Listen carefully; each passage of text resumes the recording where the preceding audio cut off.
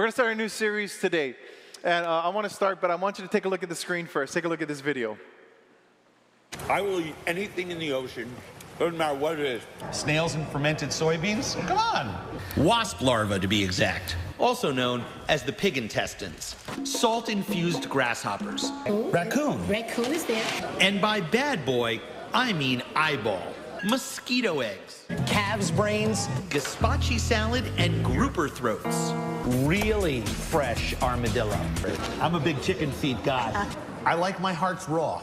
Chicken livers aren't everybody's idea of a good time, but I'm addicted to these things. I love fish heads. What can I say? I'm way into grubs. I'll take you on rye with some Swiss and mayo. I do not like Spam. Oh.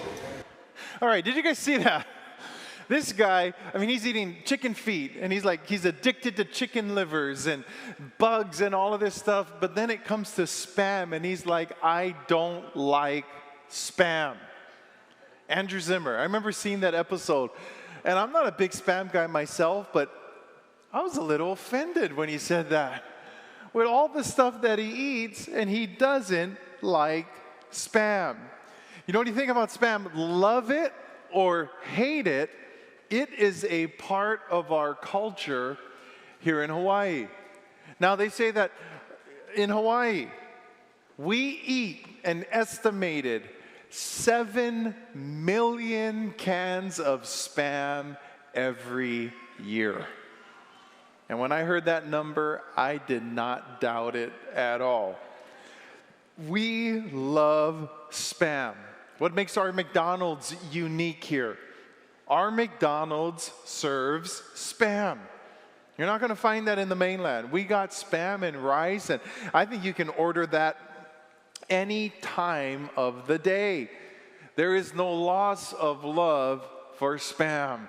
You know, when you think about Spam, I don't know if you knew this. You know that there's like 14 different flavors of Spam?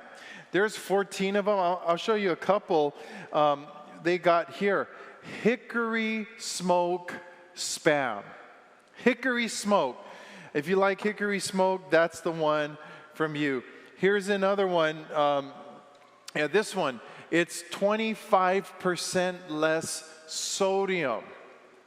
25. So if you eat this one, you'll only be at 8 times your daily value rather than the normal sodium level. I don't know if this is an oxymoron, Spam light.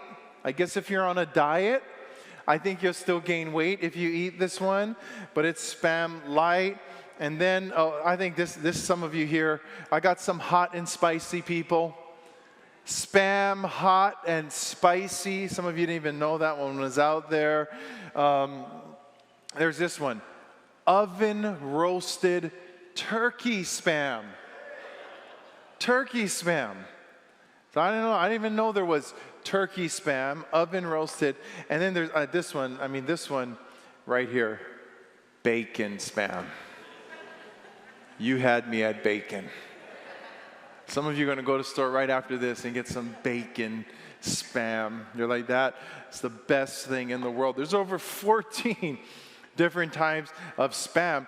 But I'm not huge on Spam, but I will not pass up a Spam musubi. I love Spam. I think it's the most perfect snack food in the world. Ready to go, compact. You can grab that. It's cheap. They sell it all over. But whether you love or hate it, you can't deny the fact that there are a lot of negative feelings that people have about Spam. I've heard people diss Spam a lot. Really, sometimes a lot of people in the mainland, they hate Spam. They don't appreciate Spam the way that it's appreciated in Hawaii. Now, I was thinking about a couple of things, and I don't know if you remember back in the day. Remember when you would only get real mail? Today we got email, but you get real mail, and I remember when I'd go check the mail for my parents, you'd get the mailbox, it'd be stuffed, and you'd have all this junk mail that would come in. So it's a lot less today because of email.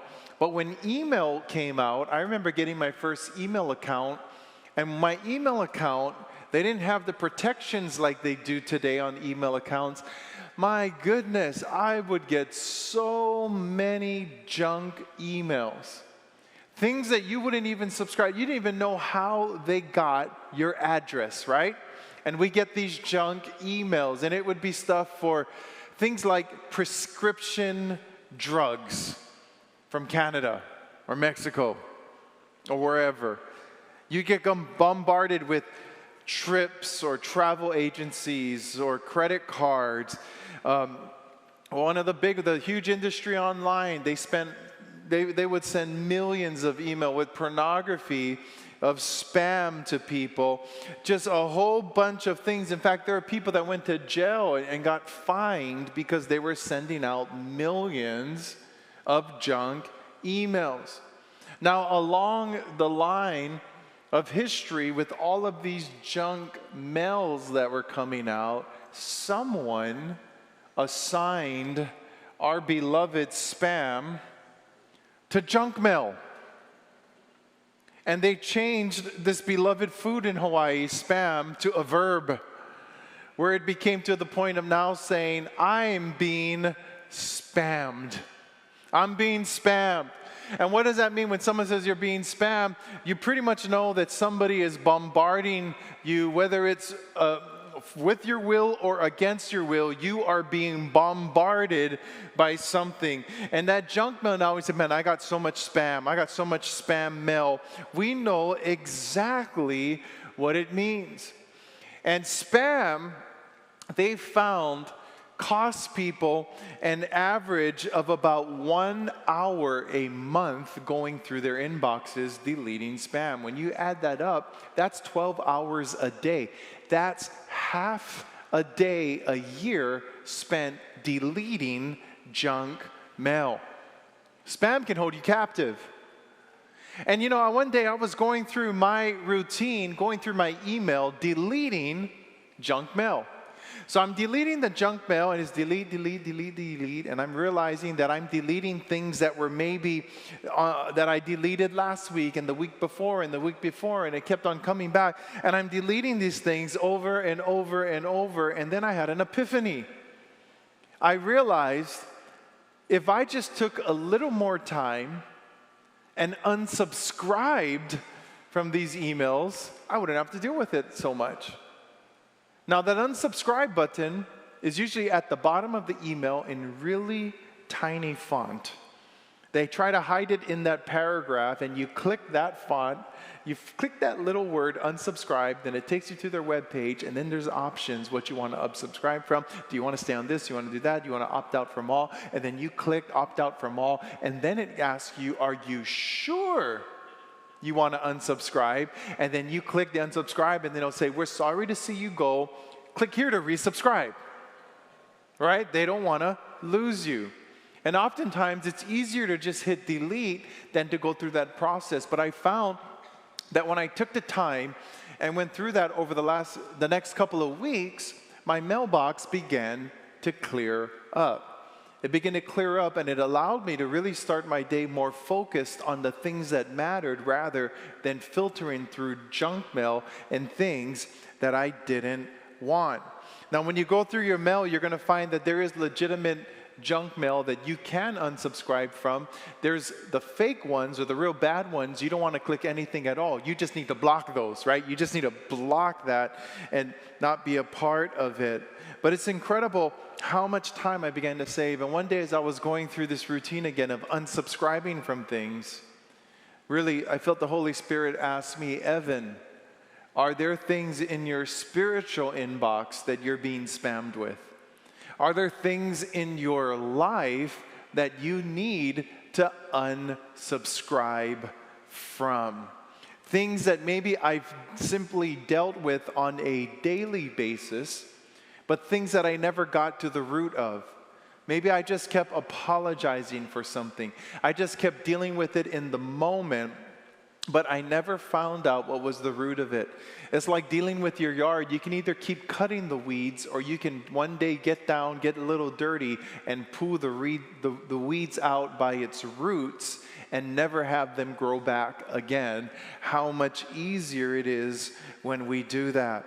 And today, I think all of us here, if we think about our lives, there are things that we need to click the unsubscribe.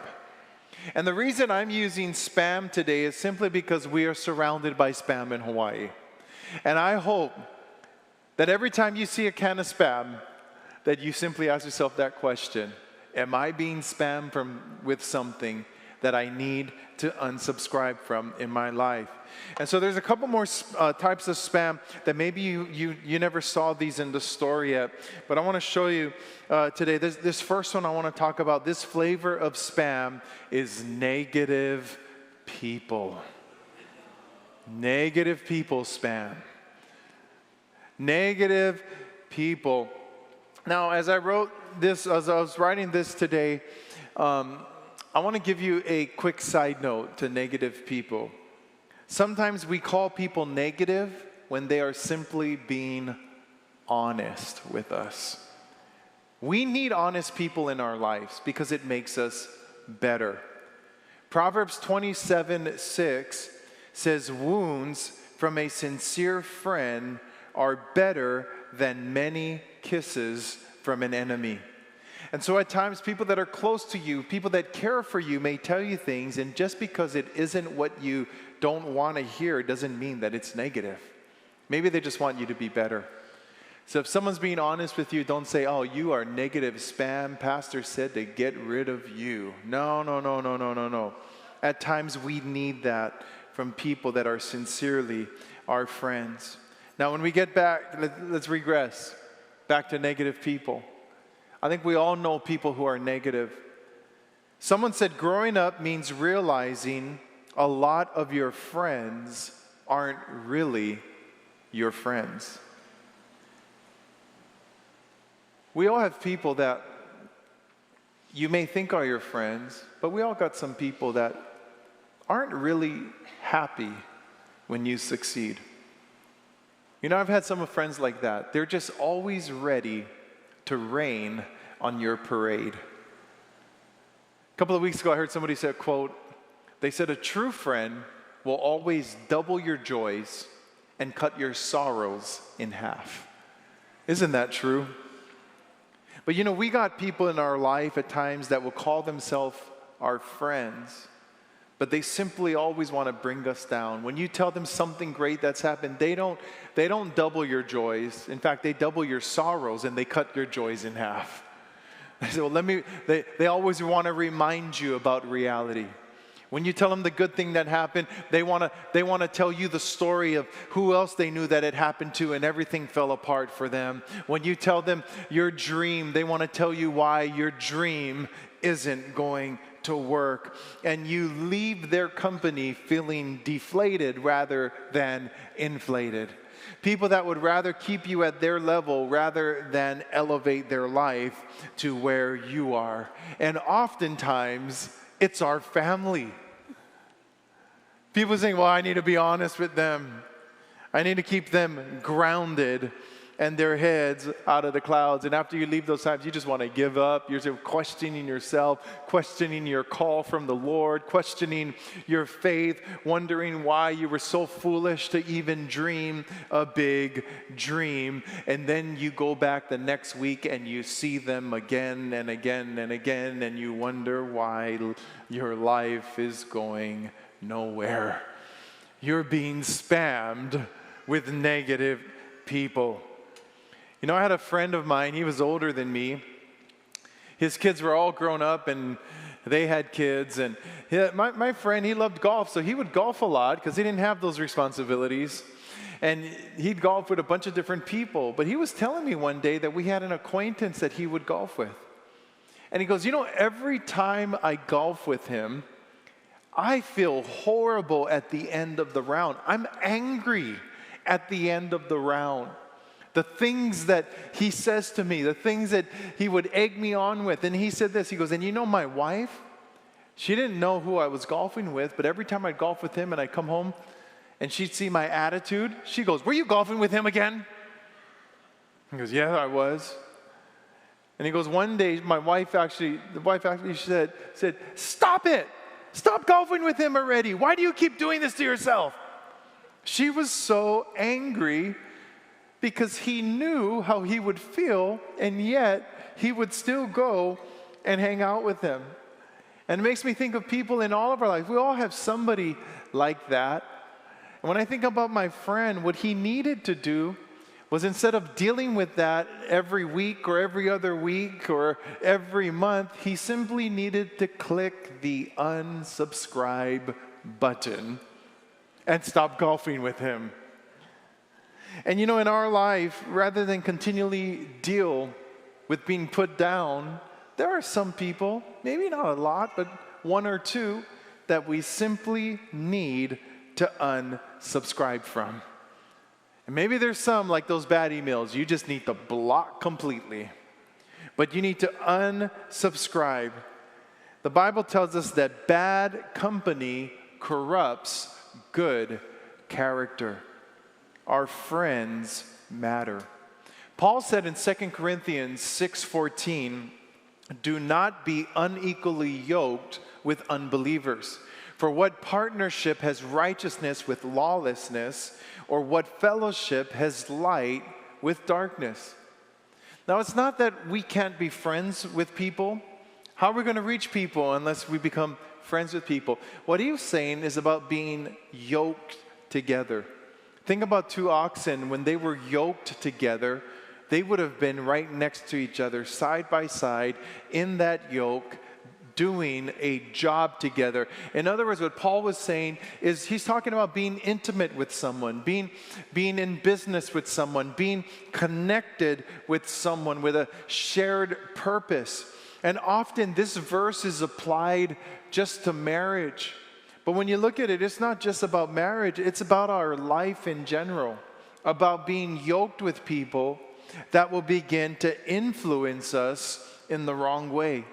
And we all have relationships that we have to look at and realize, I need to take those people out of my life. I need to unsubscribe.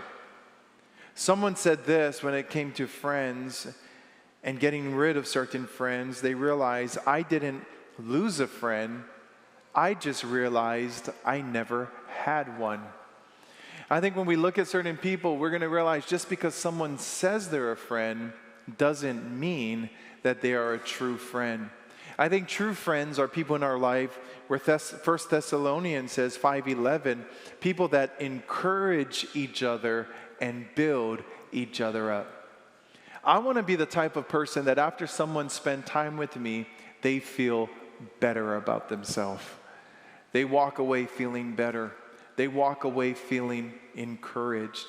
And I like hanging around people like that, even in my life, that encourage me. After you spend some time with certain people, you feel like you can take that mountain. You feel that you can believe again. You feel that you can dream for greater things. And so we need to unsubscribe from negative people. Here's the next thing we need to unsubscribe from. If you've never seen this can of spam, it's this one. Negative thoughts. Negative thoughts. Our negative thinking. I think we all get spammed with negative thoughts. I would say that as Christians, the number one area that we are attacked in isn't our bodies, our finances, or those things. It's our mind. Our mind, the way that we think. God has given us, all of us here, we have incredible minds. And they're powerful, what the brain can do. And the way that we choose, you choose it today, the way that we choose to think dictates our life. There's a story about an old Cherokee, and he's teaching his grandson about life. "A fight is going on inside me," he said to the boy. "It's a terrible fight, and it's between two wolves, one evil and one good. The evil one, he's anger, envy, sorrow, regret, greed, arrogance, self-pity, guilt, resentment, inferiority, lies, false pride, superiority, and ego. He continued, the other wolf is good. He is joy, peace, love, hope, serenity, humility, kindness, benevolence, empathy, generosity, truth, compassion, and faith. This grandfather told his grandson, the same fight is going on inside of you and inside every other person too. The grandson thought about it for a minute. Then he asked his grandfather, which wolf will win? The old Cherokee simply replied, the one you feed. You know, today, whatever we feed our thoughts is who we will become. It's what we'll begin to see manifest in our life. There's something that professional athletes practice called mental imagery. And it's the ability to picture things in their mind before they ever set out to do it. Whatever sport they're in, they will take the time before they ever step foot on the field or the court or whatever it is to imagine different scenarios and plays in their mind and how they navigate it at that moment. And what they found through research is athletes who practice mental imagery will oftentimes perform better than athletes who don't. You see, there's something powerful when we begin to picture things in our mind and we begin to think positive thoughts. Philippians 4:8 says, dear brothers and sisters, one final thing. Fix your thoughts on what is true and honorable and right and pure and lovely and admirable. Think about things that are excellent and worthy of praise. So what did he say? We need to fix our thoughts. That's being intentional. Intentionality. That we are thinking the right things. Sometimes we just, what do people say? You hear that saying, right? Oh, good vibes, good thoughts. No, it's not just about hoping for those things. It's about fixing our thoughts on those things. And we have to be honest enough with ourselves to realize that, you know what? I got to fix my thoughts. I need to unsubscribe from these negative thoughts that are continually spamming us, whether the evil thoughts or lustful thoughts or hateful thoughts. Our minds, they have doors. Let the right thoughts in and kick the wrong thoughts out. If you're always thinking of lusts or fights or telling somebody off, eventually that's the kind of life that's going to manifest. And I can't tell you how many people I have pounded out in my thoughts. Or I've been so mad at people, some complete strangers, and I've imagined myself getting into fights with people. I don't know if you've ever done that. I've imagined myself telling somebody off. It's like in those movies. You ever see them in a movie? It's like they just go crazy and they tear the whole restaurant up, and then it comes back and they're just sitting there staring at the, hey, oh. And we can go there in our minds.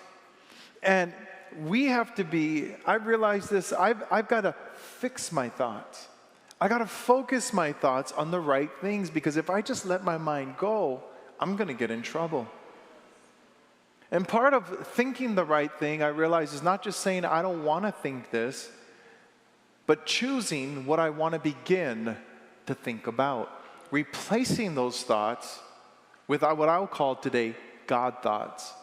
We had our men's group last weekend. We were there Wednesday morning, 5:30 in the morning at Starbucks, a bunch of us guys.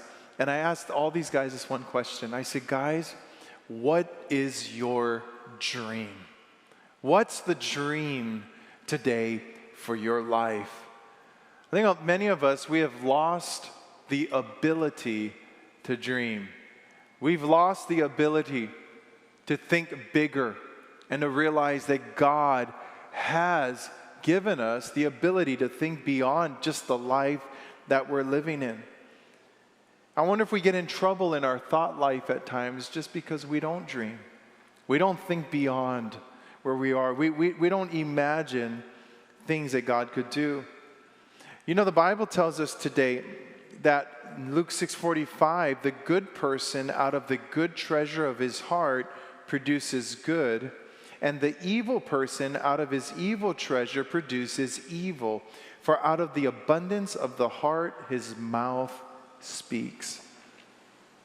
What's your dream today? Do you have a dream? To own a house, to have a healthy marriage, to maybe go on a trip somewhere. What is your dream? A dream bigger than you might realize today. You know, in our life, when we begin to think about something, it goes from our thoughts, it begins to be deposited in our heart. And when it's deposited in our heart, as we just read in that verse, our mouth speaks out of what? Our heart. So what we think begins to deposit into our heart, which begins to come out of our mouth, which leads me to the last can of spam this morning, and you want to stay away from this one. This will give you heartburn, all right? Here's the last can of spam: negative words. I'm ringing here, adjust my sound. Negative words. And in this last thing are negative words today. I'm not talking about the negative words that we may necessarily hear, but I'm talking about the negative words that we speak. And when I thought about this, I realized that, you know, that most negative talk I've received in my life has come from me. It's come from me. I've given myself the most negative talk. I've spammed myself with negative words. No one's called me stupid, dumb, or an idiot more than me. Doing something, oh, you're so dumb. Why did I do that? I'm so stupid. And we just kind of flippantly say those things at times, maybe even under our breath, right? I can't do it. I give up. I'm out. I'm not able to do this. And I want to tell you, friends, that our self-talk matters. You know why? Because we're always listening. You always hear your voice. Your self-talk matters, and our words have power. Proverbs 18:21 says, the tongue can bring death or life. Those who love to talk will reap the consequences. And what I've seen in life is that when things are said, when words are released, it's incredible how things in this world begin to go into motion. A number of years ago, we were just at a crossroads in a decision, not knowing, hey, is this something that we want to believe God for? Is this something that we want to do? Is this where we want to go in our life? And we were at this crossroads and trying to figure it out. And one of our friends were visiting over on the Kona side, and he's a minister and just very well known and somebody we highly respect. And I went over to golf with him, and I remember I started telling him about what we were thinking and this and that, not sure what to do. And after golf, we're sitting down at lunch, and this is what he told me, because it was what he and his wife had done years ago. He goes, just write a letter to God. Write a letter to God. It sounds really simple when you think about it. He goes, write a letter. And in this thing, there was a dollar amount. There's a big amount of money. He goes, write that amount in the letter too. Put it down. And he goes, just fleece God. You know that fleecing thing? That's from Gideon. Remember the book Gideon? And you put the wool out. And it was wet. It was dry. And it kind of growing up, I'd always hear like a negative feeling toward that, because it's like you don't have faith if you're fleecing God. But I remember what he told me. He goes, the Bible never said not to do it. He goes, in fact, God answered Gideon's request every time. He showed himself in that. He goes, just write the letter, put it out there, see what God does. So I went home that day. As soon as I got home, I got my book out, and I just wrote this letter to God in the book, put the dollar amount in there, and I signed my name on it, prayed, put it away. Well, do you know, 3 days later in the morning, it was about 7 o'clock in the morning, 7:30, I still remember, I had a phone call from the person who does my taxes.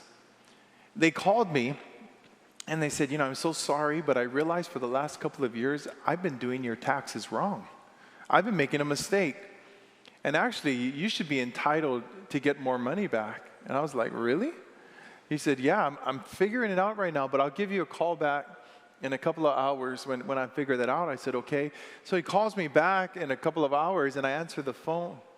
And long story short, would you know that the amount that I was supposed to get back was exactly the amount that I wrote in that letter? And I remember telling my wife about that, and you know what happens oftentimes? You just say, wow, what a coincidence. Oh, it's just chance. But as I look at life, I realize that it seems that the people who get a lot of coincidences are the people who have a lot of faith, are the people who are dreaming big. And I got friends like that. I kind of tease them. I just say, God likes you so much better than he likes me. But I just realized they're always putting their faith out there. They're always believing God for something. And when we release words of faith into our world, God begins to put the pieces in motion. I don't know how that works. And I'll tell you what, we're going to talk about that next week.